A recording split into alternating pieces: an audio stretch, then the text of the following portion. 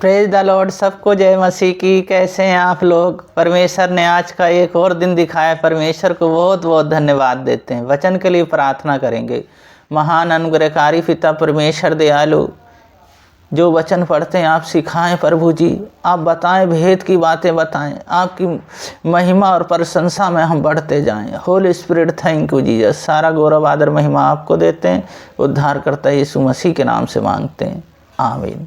वचन पढ़ेंगे मत्ती 13 अध्याय, उसका 36 पद से 43 पद तक। तब वह भीड़ को छोड़कर घर में आया और उसके चेलों ने उसके पास आकर कहा, खेत के जंगली दाने का दृष्टांत हमें समझा दे। उसने उसको उत्तर दिया, अच्छा बीज बोने वाला मनुष्य का पुत्र है। खेत संसार है। अच्छा बीज राज्य की संतान है और जंगली बीज दुष्ट की संतान है। जिस शत्रु ने उसको बोया वे शैतान है। कटनी जगत का अंत है और काटने वाला स्वर्गदूत है। अतः जैसे जंगली दाने बटोरे जाते और जलाए जाते हैं, वैसे ही जगत के अंत में होगा। मनुष्य का पुत्र अपने स्वर्गदूतों को भेजेगा और वह उन्हें राज्य में से सब ठोकर के कारणों को और कुकर्म करने वालों को इकट्ठा करेगा और उन्हें आग के कुंड में डालेंगे, जहाँ रोना और दांत पीसना होगा। उस समय धर्मी अपने पिता के राज में सूर्य के समान चमकेंगे। जिनके कान हो वो सुन ले। इस वचन को पढ़े जाने को परमेश्वर आशीष दें।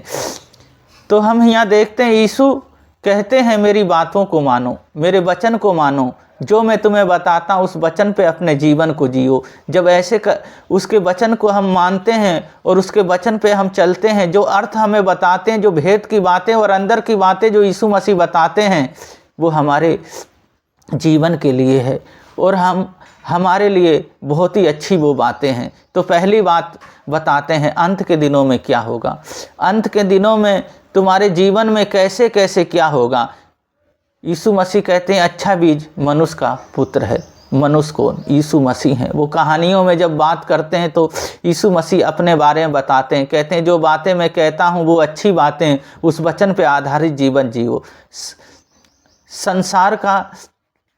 संसार क्या है? संसार हम और आप हैं, यानी खेत के समान है। इस तरह हमें क्या करना? अंत के दिनों में क्या होगा? स्वर्गदूत आएंगे और धर्मियों में से दुष्ट को अलग करेंगे।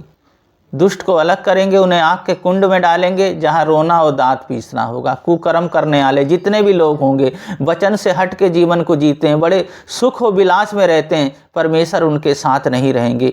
वो नरक में डाले जाएंगे। और दूसरी बात है धर्मी।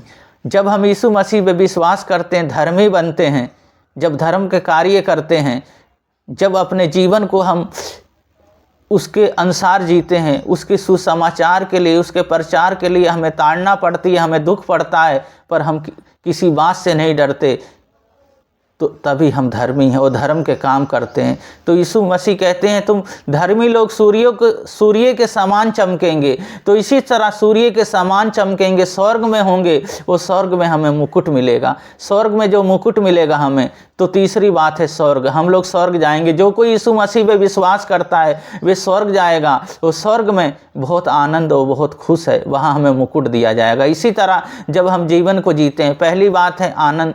अंत के दिनों में न्याय होगा, पर हम जब न्याय होगा तो यीशु मसीह जब हमारे साथ है तो हमें डरने की ज़रूरत नहीं है। हम धर्मी बने रहें और हम स्वर्ग जाएंगे।